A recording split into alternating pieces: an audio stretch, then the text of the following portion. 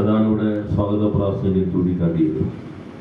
ഇപ്പോഴും ജനങ്ങൾ കക്ഷി രാഷ്ട്രീയത്തിന് അതീതമായി സഖാവ് അഷ്റഫിനെ സ്നേഹിക്കുന്നു, ഓർത്തുകൊണ്ടേയിരിക്കുന്നു. സഖാവ് അഷ്റഫിന്റെ സ്മരണ നിലനിർത്തുന്നതിന് വേണ്ടി ഇവിടെ പാർട്ടി ശരിയായ രൂപത്തിലുള്ള പ്രവർത്തനങ്ങളാണ് സംഘടിപ്പിക്കുന്നത്. ഇപ്പൊ തന്നെ പാലിയേറ്റീവ് കെയറിന് ആവശ്യമായിട്ടുള്ള വീൽ ചെയറും മറ്റു ഉപകരണങ്ങളുമാണ് ഏറ്റുവാങ്ങിയത്. ഇത്രമേൽ പ്രിയപ്പെട്ടവനായിരുന്നു എന്നതുകൊണ്ട് തന്നെയാണ് അദ്ദേഹത്തിന്റെ ജീവൻ കവർന്നെടുക്കാൻ LDF തീരുമാനിച്ചത്. ഇവിടെ ഹിന്ദു രാഷ്ട്രത്തിന് വേണ്ടി നിലകൊള്ളുന്ന RSSന്റെയും അതിന്റെ രാഷ്ട്രീയ രൂപമായ BJPയുടെയും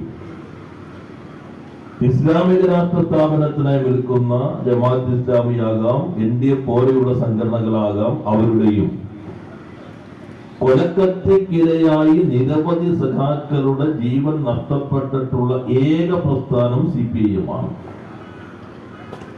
രണ്ടുപേരുടെ വ്യത്യാസമില്ല. കാരണം ഇന്ത്യയിലെ മറ്റു പല സംസ്ഥാനങ്ങളിൽ നിന്നും വ്യത്യസ്തമായി വർഗീയതയ്ക്ക് വേരോട്ടം നമ്മുടെ മണ്ണിൽ കിട്ടാതിരിക്കുന്നതിന്റെ പ്രധാനപ്പെട്ട കാരണം ഇടതുപക്ഷത്തിന്റെ, വിശിഷ്യ കമ്മ്യൂണിസ്റ്റ് പാർട്ടിയുടെ സജീവമായ സാന്നിധ്യമാണ്. മതപരമായ വിഭജനം, വൈരത്തിന്റെ രാഷ്ട്രീയം, വെറുപ്പിന്റെ പ്രയോഗം, ഇതൊന്നും കേരളത്തിൽ വേണ്ടത്ര ഉദ്ദേശിക്കുന്ന വേഗതയിൽ, ഒട്ടുമില്ല ഞാൻ പറയുന്നില്ല, ഉദ്ദേശിക്കുന്ന വേഗതയിലേക്ക് വരാതിരിക്കുന്നതിൽ മഹാപ്രതിരോധം തീർക്കുന്നത് CPIM-ഉം ഇടതുപക്ഷ പ്രസ്ഥാനവുമാണ്. അതുകൊണ്ട് നിരവധി സഖാക്കളെ നഷ്ടപ്പെടേണ്ടി വന്നു. ഇവരെ LDF അഷ്റഫിനെ കൊലപ്പെടുത്തി. എത്രയോ സഖാക്കളെ കേരളത്തിലെ എല്ലാ ജില്ലകളിലും RSSകാർ കൊലപ്പെടുത്തി. ഇന്നിപ്പോ കേരളത്തിൽ ഒരു ദേശീയ നേതാവുണ്ട്,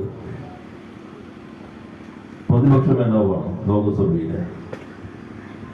എത്രമാത്രം ബ്ലോക്ക് പഞ്ചായത്തിന്റെ വൈസ് പ്രസിഡന്റായി ഇങ്ങനെ വിവിധമായ വൈവിധ്യമാർന്ന ചുമതലകൾ പാർട്ടിമാരെ സഖാക്കളെ സുഹൃത്തുക്കളെ. സഖാവ് അഷ്റഫിന്റെ 24ാമത് രക്തസാക്ഷി ദിനാചരണത്തിന്റെ ഭാഗമായ ഈ പൊതുയോഗം ഉദ്ഘാടനം ചെയ്തതായി ആദ്യം തന്നെ പ്രഖ്യാപിക്കുകയാണ്. സഖാവ് അഷ്റഫ് ആരായിരുന്നു, അദ്ദേഹത്തിന്റെ സവിശേഷതകൾ എന്തൊക്കെയാണെന്ന് ഇവിടെ വന്ന് ഞാൻ നിങ്ങളോട് വിശദീകരിക്കേണ്ട കാര്യമില്ല. ഈ നാടിന്റെ ജീവിതവുമായി ഇഴകിച്ചേർന്ന ഒരു പ്രവർത്തകനായിരുന്നു സഖാവ് അഷ്റഫ്. വിദ്യാർത്ഥിയായിരിക്കുന്ന കാലം മുതൽ വിദ്യാർത്ഥി സംഘടനാ പ്രവർത്തനത്തിലൂടെ ഇടതുപക്ഷ രാഷ്ട്രീയത്തിന്റെ ഭാഗമായി, പിന്നീട് കമ്മ്യൂണിസ്റ്റ് പാർട്ടി അംഗമായി, ലോക്കൽ കമ്മിറ്റി സെക്രട്ടറിയായി സാഹചര്യങ്ങളെ കാണുകയും ഇടപെടുകയും ചെയ്യുന്നു എന്നതിന്റെ ഏറ്റവും ശരിയായ പ്രതിഫലനമാണ് രാഹുൽ ഗാന്ധി ഇന്ന് കേരളത്തിൽ നടത്തിയിട്ടുള്ളത്. രാഹുൽ ഗാന്ധിയെ റിപ്പോർട്ടർ പറയുന്നതായിരിക്കും CPIM-നെയും RSS BJP-യെയും എതിർത്തുകൊണ്ട് രാഹുൽ ഗാന്ധി എന്നാണ് വാർത്തയുടെ ലക്ഷ്യം കണ്ടത്. എന്ന പ്രസംഗം കേൾക്കാന്ന് വിചാരിച്ചു നേരിട്ട്. അദ്ദേഹം പറഞ്ഞു, ഞാൻ RSSന്റെ ഐഡിയോളജി എതിർക്കുന്നു, ഞാൻ CPIM-ന്റെ ഐഡിയോളജി അതേ ശ്വാസത്തിൽ പറയുകയാണ്. BJP-യുടെ RSSന്റെ ആശയത്തെ എതിർക്കുന്നു, CPIM-ന്റെ ആശയത്തെ എതിർക്കുന്നു എന്ന് രണ്ടും ഒരേപോലെ കണ്ടുകൊണ്ട് കോൺഗ്രസിന്റെ നേതാവ് രാഹുൽ ഗാന്ധി പറയുകയാണ്. ഈ രാഹുൽ ഗാന്ധിയാണോ ഇന്ത്യയിൽ BJP-ക്കെതിരെയുള്ള വിശാലമായ സമരവിലയുടെ ഏറ്റവും സജീവമായ ഘടകമായി നിന്ന് പാർലമെന്റിൽ പ്രതിപക്ഷത്തെ ആഗ്രഹിക്കുന്നത്? ഡൽഹിയിൽ നിങ്ങൾ എങ്ങനെ പറയോ? ബീഹാറിൽ നിങ്ങൾ എങ്ങനെ പറയോ? തമിഴ്നാട്ടിൽ നിങ്ങൾ എങ്ങനെ പറയോ? ഇന്ത്യയിലെ മറ്റു സംസ്ഥാനങ്ങൾക്കകത്ത് നിങ്ങൾ എങ്ങനെ പറയുമോ?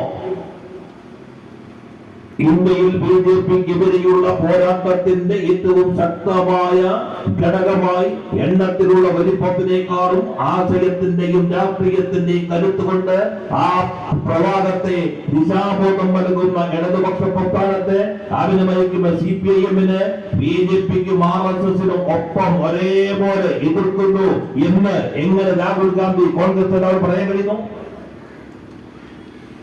ഇതാണ് കോൺഗ്രസിന്റെ ദൗർബല്യം.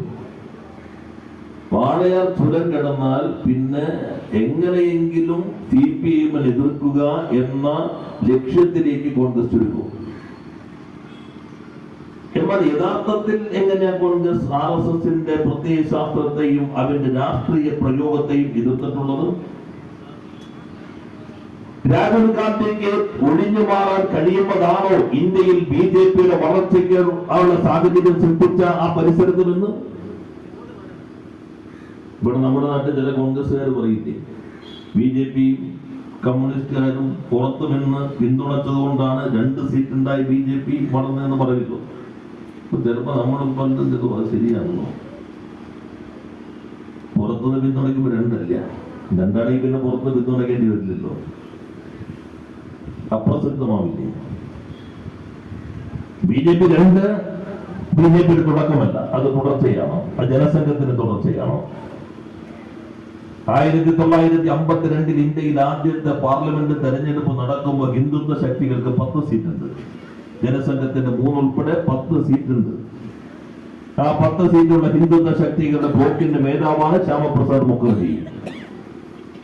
ആ ശ്യാമപ്രസാദ് മുഖർജിയാണ് പാകിസ്ഥാൻ വിഭജിക്കപ്പെട്ട്, ഇന്ത്യ വിഭജിക്കപ്പെട്ട് പാകിസ്ഥാൻ രൂപീകരിച്ചു. ലിഖായത്ത് ഖാൻ അവിടെ പ്രധാനമന്ത്രിയായപ്പോ ആ ഒഴിവിൽ ആ ശ്യാമപ്രസാദ് മുഖർജിയെയാണ് നെഹ്റു ഇന്ത്യയുടെ മന്ത്രിസഭയിൽ ഉൾപ്പെടുത്തിയത്. അത് 10 സീറ്റുണ്ട്. പിന്നീട് 65-67 കൈ കഴിയുമ്പോൾ 35 സീറ്റുണ്ട് ഇന്ത്യൻ പാർലമെന്റിൽ ജനസംഘത്തിന്. പിന്നെ ജനസംഘം ജനതാ പാർട്ടി ലയിച്ചു. പിന്നെ പുറത്തു വന്ന് BJP ആയി വന്നു. അപ്പോഴേ 2 തുടക്കമല്ല, 35ന്റെ ഇടർച്ചയുടെ തുടർച്ചയാണ് ഈ 2 എന്നുള്ളത്. ആ 2 85 ആയി. 85 ആയപ്പോഴാണ് ഇടതുപക്ഷവും ഈ 85ഉം പുറത്തു നിന്ന് പിന്തുണയ്ക്കുന്നത്. അല്ലാതെ പുറത്തു നിന്ന് പിന്തുണയ്ക്കുമ്പോൾ 2 അല്ല. പക്ഷെ എങ്ങനെ 85ലേക്ക് എത്തി? ഒരിക്കലും വാനും മുങ്ങിത്തപ്പി എടുക്കരുത് എന്ന ധാരണയോടുകൂടി നെഹ്റു പൂട്ടി സരയൂ നദിയിലേക്ക് എറിഞ്ഞു കളഞ്ഞ താക്കോലുണ്ട്. അതാണ് തർക്കഭൂമി എന്ന് പിന്നീട് വിശേഷിപ്പിക്കപ്പെട്ട ബാബരി മസ്ജിദിനോട് ചേർന്നുള്ള പ്രദേശം. അവർ രാജീവ് ഗാന്ധി ശിലാന്യാസത്തിന് സൗകര്യം കൊടുത്തു. രാജീവ് ഗാന്ധിയുടെ ലോകസഭാ തെരഞ്ഞെടുപ്പിന്റെ പ്രചരണത്തിന്റെ തയ്യാറാക്കിയ മണിശങ്കർ അയ്യർ തയ്യാറാക്കിയ പ്രസംഗം മാറ്റിവെച്ചുകൊണ്ട് അയോധ്യയിൽ നിന്ന് ആരംഭിച്ച പ്രചരണത്തിൽ രാജീവ് ഗാന്ധി പ്രസംഗിച്ചു, രാമരാജ്യം. അതാണ് ഞങ്ങളുടെ മുദ്രാവാക്യം. BJP അല്ല. ആദ്യം രാമരാജ്യം എന്ന തെരഞ്ഞെടുപ്പ് മുദ്രാവാക്യം വെച്ചത് കോൺഗ്രസ്, രാജീവ് ഗാന്ധി. ഉസ്മാൻ പ്രതാപ് സിംഗ് എഡ്രൈ കോൺഗ്രസിൽ നിന്ന് മാറി നിൽക്കുന്ന ഘട്ടം. അഴിമതിക്കെതിരെ, ബൊഫോഴ്സ് അഴിമതിക്കെതിരെ വലിയ വികാരം രാജ്യത്താകെ ഉയർന്നു നിൽക്കുന്ന ഘട്ടം. ആ ഘട്ടത്തിൽ ഒരു വശത്ത് മുസ്ലിം പീഡനമെന്നുള്ള സുപ്രീം കോടതി വിധിക്ക് ശേഷം കോൺഗ്രസിനാൽ ചാർത്തപ്പെട്ട ആ സംഭവത്തിൽ നിന്ന് ഹിന്ദു വോട്ടുകൾ കൂടി സമാഹരിക്കാൻ രാജീവ് ഗാന്ധിയാണ് ഫൈസാബാദ് ലോകസഭാ മണ്ഡലത്തിൽ പ്രചരണത്തിന് തുടക്കം കുറിച്ചുകൊണ്ട് പ്രസംഗിച്ചു, രാമരാജ്യം, വിശ്വാസത്തിന്റെ വർഗീയ പ്രയോഗം. അത് ഓട്ടെ, ഞാൻ എല്ലാ ചരിത്രത്തിലേക്കും പോകുന്നില്ല. എന്നാൽ തെരഞ്ഞെടുപ്പിൽ കിട്ടിയില്ല, ഭൂരിപക്ഷം കിട്ടിയില്ല. VP സിംഗ് പ്രധാനമന്ത്രിയായി. ആ മന്ത്രിസഭയെ BJP പുറത്തു നിന്ന് പിന്തുണയ്ക്കേണ്ടി വന്നത് എന്തുകൊണ്ടാണ്? അകത്ത് കയറിയാൽ പിന്തുണയ്ക്കില്ല എന്ന് ഇടതുപക്ഷം പറഞ്ഞതുകൊണ്ട്. അകത്ത് കയറിയാൽ BJP കൂടിയുള്ള ഒരു മന്ത്രിസഭയെ പിന്തുണയ്ക്കാൻ ഇടതുപക്ഷം തയ്യാറല്ല എന്ന് പ്രഖ്യാപിച്ചത് കൊണ്ട് പുറത്തു വിളിക്കേണ്ടി വന്നു. ആ പുറത്തു നിൽക്കുന്ന ഘട്ടത്തിൽ അയോധ്യയിൽ രഥയാത്ര, അദ്വാനിയുടെ രഥയാത്ര അയോധ്യയിൽ രാമക്ഷേത്രം പണിയാണ്. ആ രഥയാത്ര ബീഹാറിലേക്ക് പ്രവേശിച്ചു. ലാലു പ്രസാദ് യാദവ്, ഇന്നും അദ്ദേഹത്തിന്റെ സുപ്രീം കോടതി കേസ് കണ്ടല്ലോ. ലാലു പ്രസാദിന് ഒരു ഗുണമുണ്ട്. ഇന്ത്യൻ രാഷ്ട്രീയത്തിൽ BJP-യുമായി ചേരാത്ത ഏക ഇടതുപക്ഷം കഴിഞ്ഞാൽ കോൺഗ്രസ് ഇതര രാഷ്ട്രീയ പാർട്ടി ലാലുവിന്റെ മാത്രമാണ്. ബാക്കി ദ്രാവിഡ പാർട്ടികൾ ഉൾപ്പെടെ അങ്ങോട്ടും ഇങ്ങോട്ടും ചേർന്നിട്ടുണ്ട്, തൃണമൂല് ചേർന്നിട്ടുണ്ട്, എല്ലാ പാർട്ടികളും SP ചേർന്നിട്ടുണ്ട്, എല്ലാ പാർട്ടികളും BJP-യുമായി അധികാരം പങ്കിട്ടിട്ടുണ്ട്. ഒരിക്കലും ലാലു പ്രസാദ് യാദവ് അധികാരം പങ്കിട്ടിട്ടില്ല, മുന്നണിയായിട്ടില്ല, സഖ്യമായിട്ടില്ല. അതുകൊണ്ട് ഇപ്പോഴും ജയിലിൽ തന്നെയുണ്ട്. അന്ന് VP സിംഗ് പറഞ്ഞു അറസ്റ്റ് ചെയ്യണം, രഥയാത്ര UP-യിലേക്ക് പ്രവേശിക്കാൻ അനുവദിക്കാൻ പാടില്ല, ബീഹാറിലേക്ക് കയറുമ്പോൾ തന്നെ അറസ്റ്റ് ചെയ്യണം. VP സിംഗിന്റെ ആഹ്വാനം കേട്ടുകൊണ്ട് അന്നത്തെ ബീഹാറിന്റെ മുഖ്യമന്ത്രി ലാലു പ്രസാദ് യാദവ് LK അദ്വാനി അറസ്റ്റ് ചെയ്തു. നേരെ BJP പിന്തുണ പിൻവലിച്ചു. ബാബറി മസ്ജിദ് തകർക്കാൻ രഥയാത്ര നടത്തിയ അദ്വാനിയെ അറസ്റ്റ് ചെയ്തതിന്റെ പേരിൽ പിന്തുണ BJP പിൻവലിച്ചതോടെ VP സിംഗ് ന്യൂനപക്ഷമായി. VP സിംഗിന്റെ ഗവൺമെന്റ് ന്യൂനപക്ഷ ഗവൺമെന്റായി. ആ ഗവൺമെന്റ് വിശ്വാസ വോട്ടെടുപ്പ് നേടി. VP സിംഗ് ഇടതുപക്ഷ ശക്തികൾ, BJP പുറത്തേക്ക് വന്നു. BJP VP സിംഗിനെ താഴെ ഇറക്കാൻ. അന്ന് പാർലമെന്റിന്റെ പ്രധാന പ്രതിപക്ഷം കോൺഗ്രസ്. ആ പ്രതിപക്ഷത്തിന്റെ മേധാവ് രാഹുൽ ഗാന്ധിയുടെ പിതാവ് രാജീവ് ഗാന്ധി.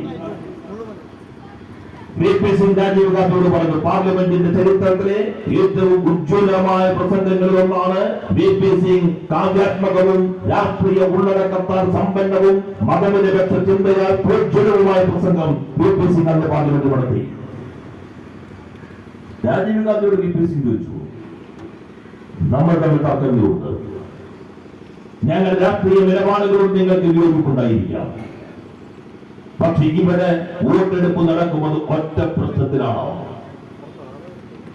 ഞാൻ ഈ കസേരയേക്കാൾ ഈ രാജ്യത്തിന്റെ മതനിരപേക്ഷതയെ മാനിക്കുന്നു. VP സിംഗ്, ഈ രാജ്യത്തിന്റെ പ്രധാനമന്ത്രി കസേരയേക്കാൾ പ്രധാനം മതനിരപേക്ഷതയാണ്. മതന്യൂനപക്ഷങ്ങൾ സുരക്ഷിതമായി ജീവിക്കാൻ കഴിയണം. ഓരോരുത്തർക്കും അവരവരുടെ വിശ്വാസങ്ങൾക്കനുസരിച്ച് ജീവിക്കാൻ കഴിയണം. അതിനെ തകർക്കാൻ BJP ശ്രമിക്കുന്നു. ബാബറി മസ്ജിദ് തകർക്കാൻ അദ്വാനിയുടെ രഥയാത്ര വന്നു. ഈ പ്രധാനമന്ത്രി കസേരയേക്കാൾ വലുത് എന്റെ രാജ്യമാണ് എന്ന് കരുതി അദ്വാനിയെ അറസ്റ്റ് ചെയ്യാൻ ഞങ്ങൾ ധൈര്യം കാണിച്ചു.